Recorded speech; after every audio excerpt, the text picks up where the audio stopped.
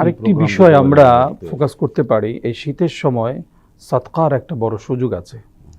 রাস্তার মধ্যে বিভিন্ন গরিব মানুষ অনেক কষ্ট করে শীতের মধ্যে, এই প্রচণ্ড কনকনে শীতে আমি যদি তার গায়ে একটি কম্বল জড়িয়ে দেই, আল্লাহর আরশ খুশি হয়ে যাবে। সুবহানাল্লাহ। এই আমলটা আমরা করতে পারি, কারণ রাসূলুল্লাহ সাল্লাল্লাহু আলাইহি ওয়াসাল্লাম বলেছেন, আস-সাদাকাতু তারুদ্দুল বালায়া, সদকা বালা মুসিবতকে দূর করে। তো আমরা শীতের সময় এই বিষয়টাও খেয়াল রাখতে পারি, বিশেষ করে উত্তর অঞ্চলে জি জি জি শীত প্রবাহ বেশি, সেই সমস্ত শীতার্থ মানুষের কাছে পাশে দাঁড়ানো, তাদের কম্বল দেওয়া, হ্যাঁ, সদকা করা, বিভিন্নভাবে তাদের সহযোগিতা এগিয়ে যাওয়া। বিশেষ করে বাচ্চাদের এই শীতের সময় অনেক কষ্ট হয়, যারা গরিব মানুষ আছেন, ছোট ছোট বাচ্চাগুলো, তাদেরকে তারা যত্ন নিতে পারেন না ঠিক মতো। আমরা বাচ্চাদের জন্য একটু পোশাকের ব্যবস্থা করি। পোশাকের দামও কিন্তু বেশি, হ্যাঁ হ্যাঁ, বা বাজারে আপনার বাচ্চাদের পোশাক, এটার মূল্যটা কিন্তু একটু বেশি, তুলনামূলক বেশি। মোহতারাম, এই যেটি শায়খ বললেন যে ঢাকাতেও কিন্তু এমন একেবারে দারিদ্র্যপীড়িত জায়গা আছে, বিভিন্ন বস্তি আছে, রাস্তার ধারে, স্ট্রিট পাতে আমরা প্রায়ই দেখি যখন হাঁটাচলা করি, তারা কিন্তু শীতে কাঁপছে।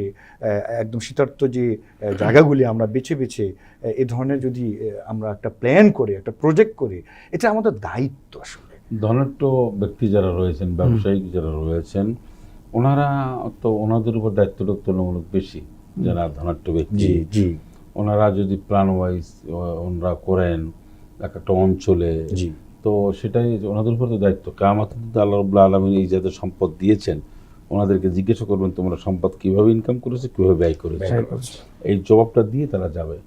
এখন ব্যবসায়িক সমাজরা যদি মনে করেন যে আমরা সামান্য কিছু দিলাম, 10, 20, 50 হাজার টাকা দিলাম, অত কোটি কোটি টাকা তার দেওয়ার সুযোগ রয়েছে, এইটা তো এই দায়সারা দানের কি অবস্থা? দেখুন, এই ব্যাপারে আমি একটু বলতে চাই, আমাদের সোশ্যাল মিডিয়ার কারণে আমরা এই যে মানুষকে যে সহায়তা করা, এই যে শীতার্থকে একটু শীতবস্ত্র দেয়া, এটাও যেন একটা ফ্যাশনে পরিণত হয়েছে। আমরা প্রতি বছরই লক্ষ্য করি, মোহতারাম, এটা এখানে কি বলতে হয় আমাদের ভাই বোনেরা যারা দেখছেন, যে আমরা প্রতি বছরই দেখি যে এরকমভাবে তারা ফেসবুক লাইভ বা বিভিন্ন ইউটিউবে বিভিন্ন পেজের যে লাইভ, তা দেখাতে চান যে আমাদের সংস্থা কত বেশি মানে যারা দারিদ্র্যপীড়িত, যারা অসহায়, তাদের পাশে দাঁড়াচ্ছে, আমি কত বড় দানবীর দাতা, আমি এরকম অসহায় মানুষের সাথে, এই শীতার্থ অসহায় মানুষের পাশে এসে দাঁড়িয়েছি।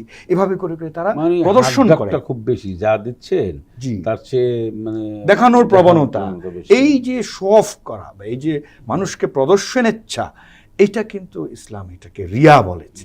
এই রিয়াকে ইসলাম জায়েজ করেনি। অর্থাৎ ইয়াদুল উলিয়া খায়রু মিন ইয়াদিস সুফলা, এটা আমরা অনেক ফোকারা এটাও বলেন যে না, দান এটা প্রকাশ্যে দিলে মানুষ ইন্সপায়ার হয়, এটা যেরকম সত্যি, তাকে মোটিভেট করা হয়, কিন্তু এটা তার জন্য প্রযোজ্য এই কথা যার মনের ভিতরে, কলবের মধ্যে রিয়া নাই, তার জন্য এই কথাটি প্রযোজ্য। অনেকে দেখি যে তারা শীত বস্ত্র দান করে, কিন্তু খুবই পাতলা, এটা আসলে ব্যবহার করার মতো না, দেখতে কম্বল খুবই না মানুষকে দেওয়ার মতো না। আমরা কম্বল দেখি 200-300 টাকার কম্বল, হ্যাঁ, যে কম্বলটা দিয়ে একটা বাচ্চাও নিবারণ হয় না। কিন্তু আমরা যদি একটু ভালো জিনিস দিই আর সেটা কম দিই, সেটাই তো বেটার। কারণ হাদিস শরীফের মধ্যে এসেছে, তুমি যেটা নিজে পছন্দ করো সেটা তোমার ভাইয়ের জন্য পছন্দ করো।